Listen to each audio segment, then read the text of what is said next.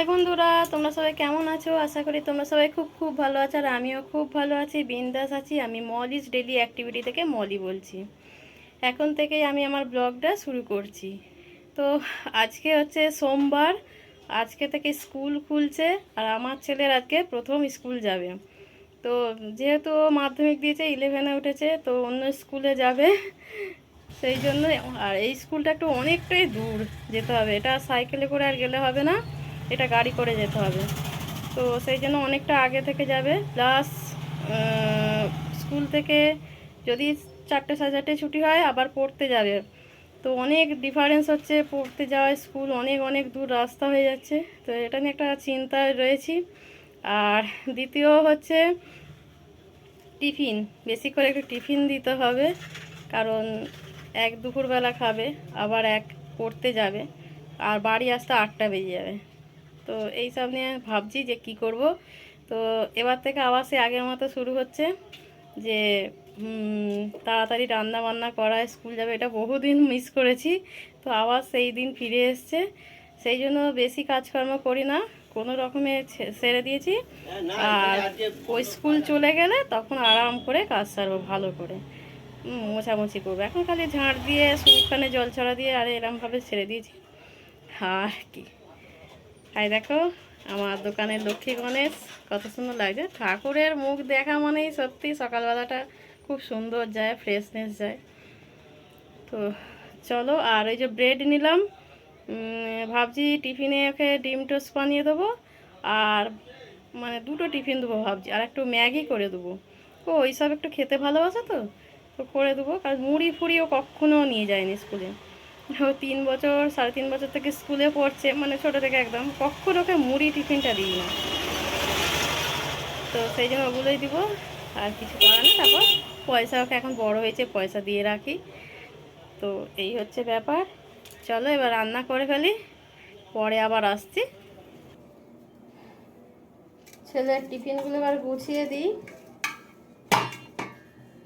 তো এটা হচ্ছে ডিম টোস্ট করেছি, এই যে এটাতে দিলাম।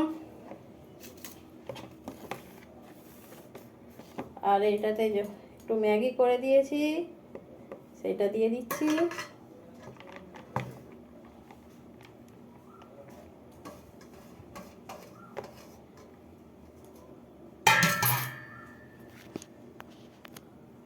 এই যে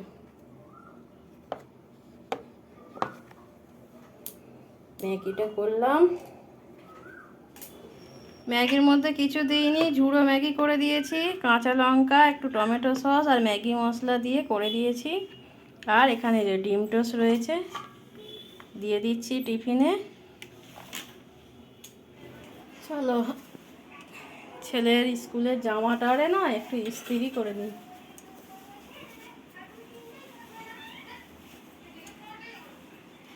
কবে থেকে রেখেছি, এইটা না ওইটা কি জানি না, এইটা।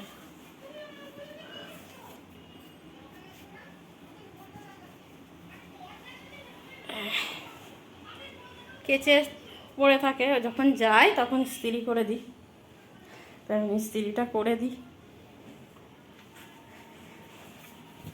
ওকে নিয়েই ব্যস্ত, আর কোনো কাজই হয়নি বন্ধুরা। এগুলো এখন ইস্ত্রি করি, আর ওকে খেতে দিয়ে এসছি, ও খাক। আর এত গরম পড়েছে না, মাইরি মাইরি। ব্যালকনিতে দাঁড়িয়েছি, বেশ হাওয়াটা দিচ্ছে, ভালো লাগছে। কালকে প্রচুর গরম গেছে, কাল রাত্রে না ঘুমোনো যাচ্ছিল না, এমন গরম হচ্ছিল। তো যাই হোক, চলো এবার ইস্ত্রি করে নিই। চলো ইস্ত্রি হয়ে গেছে, এই যে যাই এবার গিয়ে দিই। সে ভাত খাচ্ছে।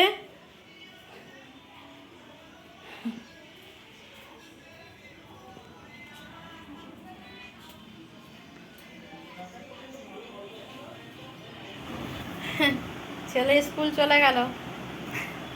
একজন পাড়া যাচ্ছিল, তাকে বললাম যে বাইক করে একটু ছেড়ে দিয়ে আসতে, সামনে ছেড়ে দিয়ে এলে ওখান থেকে এবার অটোই করে, অনেক দূর স্কুল হচ্ছে, অটোই করে যাবে, আবার অটো থেকে নেবে, টোটোই করে গেলে তবে স্কুল, অনেকটা দূরে স্কুল। আর ফোন নিয়ে যাওয়া মানা আছে, নাহলে ওর ফোন আছে, আমি বলছিলাম যে গিয়ে আমাকে আবার ফোন করে দিবি। আর লেখা আছে, মেসেজ করে রেখেছে যে স্কুল থেকে নোটিশ দিয়ে রেখেছে যে কোনো ফোন নিয়ে যাওয়া চলবে না। এবার ফোনটা নিয়েও যায় না যতক্ষণ না ঘর আসছে ছেলে চিন্তা হয়, প্রথম প্রথম যে কোনো জিনিস চিন্তা হয় না, তারপর আস্তে আস্তে ঠিক হয়ে যাবে। প্রথম অত দূর ছাড়ছি একাই, আর তারপর যে 4টে 4:30 যে বাড়ি চলে আসবে তাও তো নয় না, আবার পড়তে যাবে অন্য জায়গায়, সেখানে পড়ে সেই 7টা 8টায় বাড়ি আসবে। তো যাক, এবার ছেলেকে লেখাপড়ার জন্য ছাড়তেও হবে, বলি বটে, কিছু করার নেই। এবার আমি যত সব এঁটোকাটা বাসন রয়েছে সেগুলো সব মাগে মাজি, পরিষ্কার করি, তারপরে একটু বসে এবার আমি ঘর পরিষ্কার করি। আর আমার কোনো টেনশান নেই, একা থাকি, আর কোনো ঝামেলা নেই। এবার আমি করব। আর হ্যাঁ, আমি খেলাম হচ্ছে, আমি বাটার টোস্ট খেয়েছি আর ওই ডিমের পোচ খেয়েছি। আমাকে ডিম টোস্টের থেকে বাটার টোস্ট খেতে ভালো লাগে, আর ডিমের পোচ, তো আমি ওইটা খেয়ে নিয়েছি। আর ভাত আর এসব হয়ে গেছে, যেহেতু এই একটা জ্বালা কি না, ভাত ঠান্ডা হয়ে যাবে, ওই গরম করে খেতে হবে। এখন গরমকাল, যদিও এখন অতটা হবে না, শীতকালে বেশি সমস্যা হয়। তো যাই হোক, আর রান্নাবান্না জানা, এবার বাসন মেজে গ্যাস মুছে পরিষ্কার করে এবার আমি একটু বসবো, তারপরে আবার কাজ বাট শুরু হয়ে যাবে, আর কোনো নয়।